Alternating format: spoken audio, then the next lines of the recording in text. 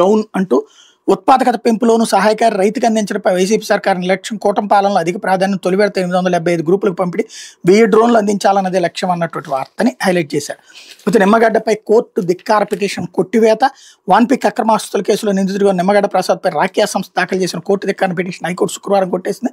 United Arab ఎమిరేట్స్లోని ఒక రాష్ట్ర ప్రభుత్వం రస్ అల్ ఖైమాకు చెందిన రాస్ అల్ ఖైమా ఇన్వెస్ట్మెంట్ అథారిటీ ఆర్థిక వాదం విషయంలో ఆయనపై దావా వేసింది. నిధులు దుర్వినియోగం చేసిన నష్టపరిహారంగా రాకియాకి నిమ్మగడ్డ ప్రసాద్ 600 కోట్లు చెల్లించాలని యూఏఈ కోర్టు డిగ్రీ జారీ చేసింది.